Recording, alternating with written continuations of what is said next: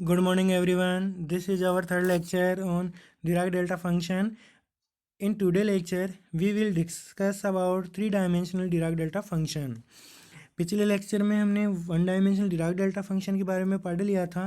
आज हम पढ़ेंगे three dimensional Dirac delta function के बारे में। तो आज के टॉपिक होंगे representation of three dimensional Dirac delta function, properties of Dirac delta function and problems based on three dimensional Dirac delta function. Three dimensional Dirac delta function start करने से पहले जो लास्ट लेक्चर में जो क्वेश्चन दिए हुए थे उनके बारे में डिस्कस कर लेते हैं। सबसे पहले मैं आपको इनके आंसर बता देता हूँ। इसके 20, -1, 0 एंड 0। ज़्यादातर के आंसर सही थे, लगभग ने सही आंसर किया था और सोल्यूशन लिख के भी पोस्ट किया था, सभी के सही थे आंसर। अब इनके सोल्यूशन के बारे में बात कर लेते हैं। यह first question, integration 3x² - 2x - 1 del x - 3 dx। इस क्वेश्चन में स्पाइक बनेगी x = 3 पर the delta function spike out the value of the function at x = 3। तो देख ले इंटीग्रेशन की लिमिट क्या है, 2 6। 3 कहाँ आएगा, कहीं यहाँ पे। स्पाइक कहाँ बनेगी, यहाँ। तो स्पाइक इंटीग्रेशन के अंदर आ जाएगी, इसलिए इसी स्पाइक का इंटीग्रेशन हो जाएगा, यानी कि इंटीग्रेशन हो जाएगा इस डेल का और वैल्यू हमें मिल जाएगी 1, क्योंकि हमें पता है कि स्पाइक का एरिया होता है 1, इसलिए इसकी वैल्यू आ जाएगी और हमारे पास शेष रह जाएगा केवल 3x² - 2x - 1। देखते हैं पूरा सॉल्यूशन।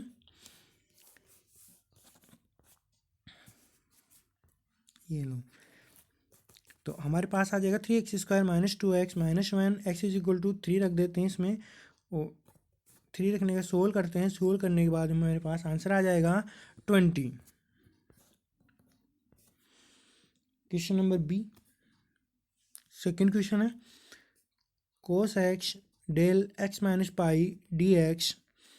तो इस क्वेश्चन में स्पाइक बनेगा, स्पाइक बन रही है पाई पर और पाई की वैल्यू कितनी है 3.14, जो कि अपनी लिमिट है ना 0 to 5 उसमें बिलोंग करिए, इसके अंदर आ रही है।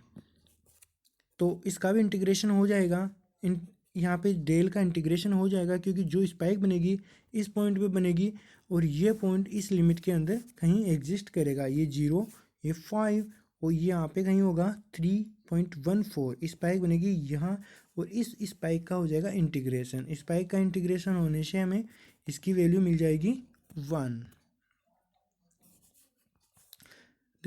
Delta function spike out the value of the function at the point x = pi where pi belongs to 0 to pi 0 to 5।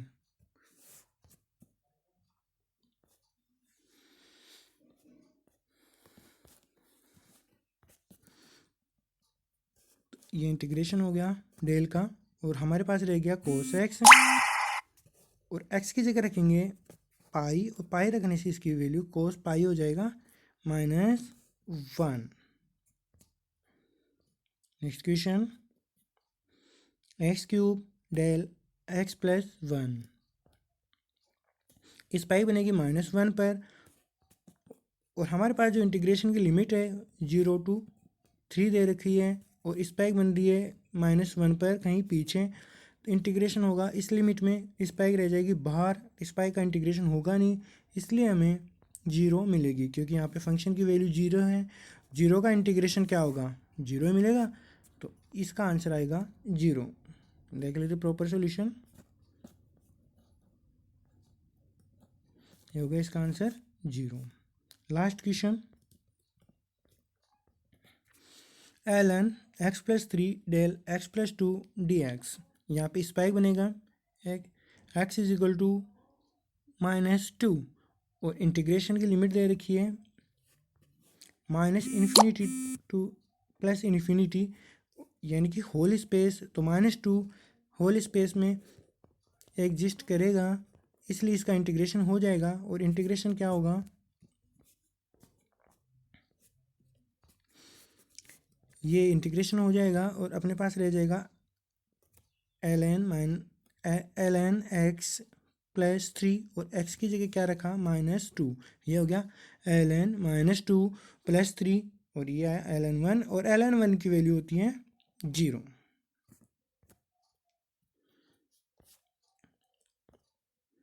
आगे चलते हैं और अब बात करते हैं 3 डायमेंशनल डिराक डेल्टा फंक्शन के बारे में।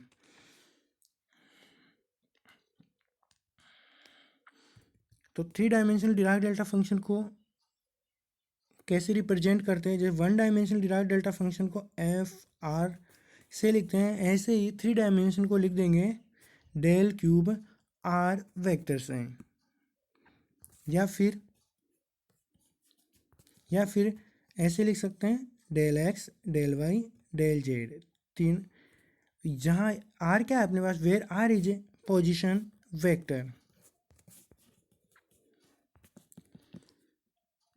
This 3 dimensional delta function is 0 everywhere except 8 0 0, यानी कि origin, where blows up its volume integral is 1।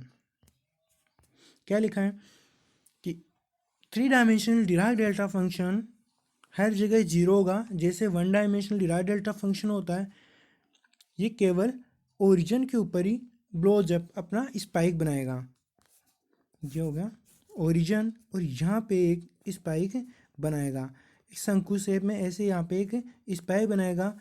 इसके अलावा जितने पॉइंट हैं वहाँ पे इसकी वैल्यू 0 मिलेगी, और इसका भी एरिया हमें 1 मिलेगा। The volume integral is 1।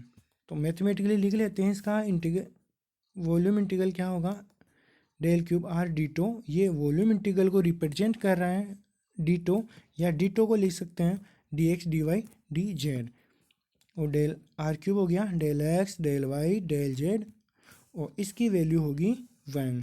जैसे 1 डायमेंशनल डिराक डेल्टा फंक्शन में भी स्पाइक का एरिया 1 होता था, ऐसे 3 डायमेंशनल में भी इस स्पाइक का जो एरिया होगा वो 1 ही होगा। आगे चल के इनकी प्रॉपर्टीज की बात कर लेते हैं। The properties of 3 dimensional Dirac delta function. First property जैसे 1 डायमेंशनल डिराक डेल्टा फंक्शन में थी, सेम वही है कि आर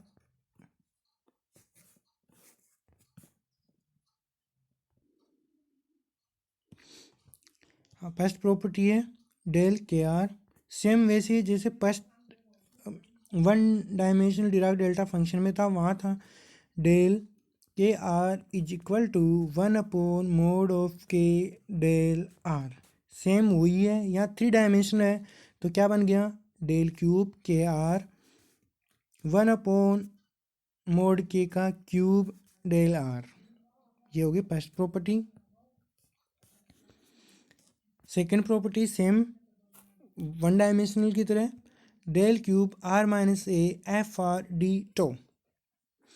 ये 0 हो सकता है या एफ ए, डिपेंड करता है कि ये जो पॉइंट है जहाँ स्पाइक बन रहा है वो इस लिमिट में एग्जिस्ट कर रहा है या नहीं। तो 1 डायमेंशनल के लिए हम बात कर रहे थे लिमिट की, लेकिन यह 3 डायमेंशनल है तो हम बात करेंगे यहाँ पे वॉल्यूम की। तो क्या ये पॉइंट वॉल्यूम में एग्जिस्ट कर रहा है या नहीं, इस बेस पे हम इसके आंसर की बात करेंगे। इफ़ ए, जहाँ स्पाइक बन रही है a, if a point is out of the volume, यानी वॉल्यूम कहीं यहाँ पे है जिसका हम इंटीग्रेशन कर रहे हैं, ये वॉल्यूम हो गया, और ये पॉइंट कहीं बाहर हुआ तो स्पाइक यहाँ बनेगी, तो ये इंटीग्रेशन के अंदर नहीं आएगा, तो हमारा आंसर होगा 0। Second case, if a point is with in the volume, यानी कि अपना वॉल्यूम है ये जिसमें हमें डिराक डेल्टा फंक्शन को इंटीग्रेट करना है, और ये पॉइंट ए अंदर ही आ रहा है, मतलब स्पाइक बनेगी यहाँ और इस स्पाइक का हो जाएगा इंटीग्रेशन। और हमें पता है डिराक डेल्टा फंक्शन की स्पाइक का इंटीग्रेशन हमें वैल्यू देता है 1। तो डिराक डेल्टा फंक्शन इसकी वैल्यू हो गई 1 और हमारे पास रह गया एफ आर, और आर की जगह क्या रखना है ए। तो ये हो गया एफ ए। ये बन गए दोनों case same one dimensional Dirac delta function की तरह। नेक्स्ट है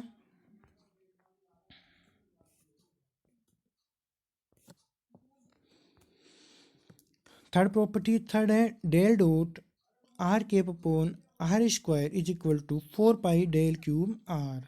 यानी कि divergence of r cap upon r square को लिख सकते हैं 4 pi del cube r 3 dimension में। कैसे आया? अगर आपको याद है पास्ट लेक्चर का, हमारे पास क्या आ गया था, integration del dot r cap upon r square d tau is equal to 4 pi. तो यहाँ से हमें इस डाइवर्जेंस की वैल्यू मिल जाती है 4 पाई, डाइवर्जेंस की वैल्यू मिल जाती है 4 पाई डेल क्यूब आर। इसको एक अनदर फॉर्म में भी लिख सकते हैं, del square 1 upon r is equal to minus 4 pi del cube r. Easy है। कैसे लिखा? हम जानते gradient of 1 upon r is equal to minus r cap upon r square. Minus r cap upon r square को क्या लिख सकते हैं, माइनस ग्रेडियंट 1 अपॉन आर, ये लिख सकते हैं। तो माइनस 1, एक मिनट, हाँ हमारे पास हम जानते हैं कि ग्रेडियंट ऑफ 1 अपॉन आर क्या होता है, minus r cap upon r square. तो r cap upon r square को क्या लिख सकते हैं, माइनस ग्रेडियंट 1 अपॉन आर। तो यहाँ पे लिख दो r cap upon r square की जगह divergence gradient of 1 upon r, ये लिख सकते हैं। और ये माइनस भी आ गया, और ये क्या हो जाएगा, del dot del del square, तो क्या आ गया, minus del square 1 upon r is equal to 4 pi del cube r. Minus इधर आ गया, तो ये क्या बन गया, minus 4 pi del cube r. ये हो गई इसकी प्रॉपर्टीज। ये कुछ क्वेश्चंस हैं 3 डायमेंशनल डिराक डेल्टा फंक्शन के ऊपर।